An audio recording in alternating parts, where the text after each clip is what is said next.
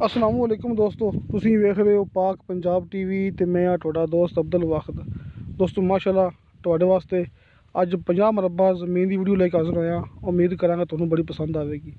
दोस्तों बड़े दोस्त कहते सी कि ज़मीन चंगी होवे, कोई थां ते घनी ज़मीन होवे। दोस्तों इत्थे अपने कोल माशाल्लाह 50 मरबा ज़मीन दा 50 मरबा दोस्तों इक्को जगह ते ज़िला चंग शहर के बिल्कुल करीब अपने को इत्थे 50 मरबा ये ज़रूरी ज़मीन है। दोस्तों ये 50 मरबा ज़रूरी ज़मीन इक्को जगह ते मौजूद है। पतरा प्लाट है तुहाडे भरावां दे बिल्कुल सामने। बस मज़रा चाहने कि मूवी थोड़ी जी पुरानी हैगी है कि भाई जी मैंने मूवी सेंड की है, जी मैनू ये मूवी सेंड की है डीलर ने की है, तो वीडियो थोड़ी जी पुरानी हैगी है।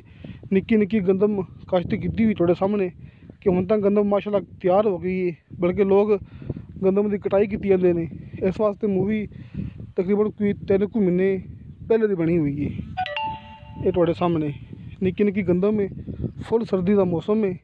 तो दोस्त ने मूवी नहीं भेजी सी ये डीलर ने, तो हुण मैनूं मूवी सेंड की है। तुहानूं भरावां सामने स्क्रीन ते कुछ देर बाद डीलर का व्हाट्सअप नंबर ते कॉल नंबर नज़र आ जाएगा। ज़िला जंग शहर के करीब, जंग शहर तो 12-13 किलोमीटर सफ़र है। ये 50 मरबे ज़मीन का दोस्तों 50 मरबे ज़मीन है, 50 एकड़ नहीं कहनी, 50 एकड़ नहीं समझ नहीं आएगी। मैं भरावां बार बार दसी जाना कि 50 मरबे ज़मीन है। ये ज़मीन इक्को जगह ते इक्को प्लाट है, बिजली मौके पर मौजूद है। इत्थे अपने को 50 मरबा ज़मीन है जी कि 4 मालकों के नाँ ते। दोस्तों 4 मालक चारे आपस च भाई ने, कि यह नहीं कहना कि उस कोई मसला होगा, लड़ाई झगड़ा होगा। नहीं दोस्तों 4 भाई ने, 4 भाइयों की ज़मीन है तो चारे भाई रजामंद ने ये ज़मीन सेल करते हैं।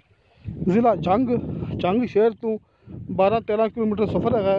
बाकी जी मज़ीद मालूमात इनका मौजा ये किस तरह हैगी है तो तुसीं वो गल करनी है डीलर नाल। तुसीं मेरे नाल रब्ता कर सकते जी। मेरा व्हाट्सअप नंबर तो कॉल नंबर हर मूवी की डिस्क्रिप्शन में लग्या होंदा है। जिहड़ा भरावां नूं पता है कि आरफ वाला शहर इत्थे मेरी रिहाइश हैगी है, तो आरफ वाले शहर च अपना दफ्तर है। उत्थे तुसीं इत्थे दफ्तर च तुसीं मेरे कोल आ सकदे जी। तुसीं इस ज़मीन के बारे च मेरे नाल तुसीं गलबात कर सकदे जी। जिस तरह के भरावां नज़र आ रहा है कि सामने मेन रोड है। दोस्तों ये ज़मीन चंग मेन रोड के बिल्कुल ऊपर आ जाती है कि ज़मीन चंग मेन रोड के बिल्कुल ऊपर ज़मीन है। लेकिन मालक का कहना है कि आपां थोड़ी जी ज़मीन मुल लेनी पैनी है, कि आपां इनका फ्रंट हासिल करने वास्ते आपां थोड़ी जी ज़मीन लेनी पैनी है, अलहदा मुल लेनी पैनी है इस ज़मीन तो अलावा ये मेन रोड वास्ते। क्योंकि मेन रोड के सामने फ्रंट से ज़मीन थोड़ी जी कुछ हिस्सा किसी होर दा है।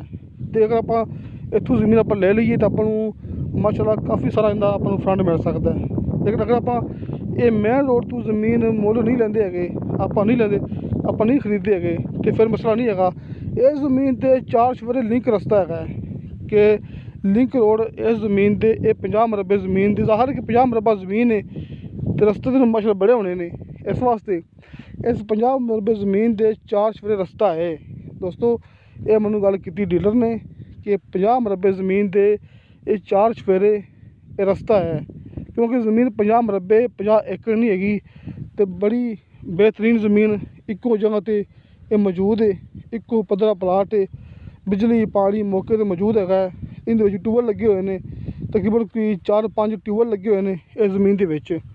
दोस्तों इस 50 मरबे ज़मीन के विच 4-5 ट्यूबवैल लगे हुए हैं तो साल का नेरी पानी इस ज़मीन नूं साल का नेरी पानी भी है।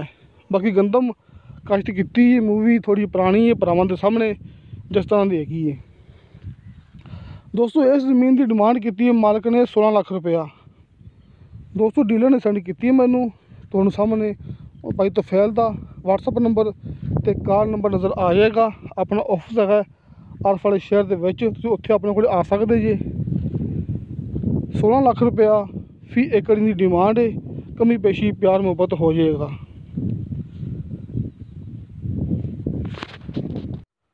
कोई भी गलबात रहेगी वो तुसीं रब्ता कर सकते जी साडे नाल भाई तुफैल नाल। जिस तरह भरावां सामने नंबर नज़र आ गया है डीलर भाई मुहम्मद तुफैल का। तो दोस्तों ਤੁਹਾਨੂੰ ਸਾਡੀ ਵੀਡੀਓ ਪਸੰਦ ਆਵੇ ਸਾਡੀ ਵੀਡੀਓ ਲਾਈਕ ਤੇ ਸ਼ੇਅਰ ਜ਼ਰੂਰ ਕਰੋ ਤੇ ਆਪਣੇ ਬਿਹਤਰੀਨ ਜਿਹੇ ਕਮੈਂਟਸ ਲੈ ਕੇ ਭੇਜੋ। ਇਨਸ਼ਾ ਅੱਲਾਹ ਤਾਲਾ ਮਿਲਾਂਗੇ ਅਗਲੀ ਵੀਡੀਓ ਤੇ। खुदा हाफिज़।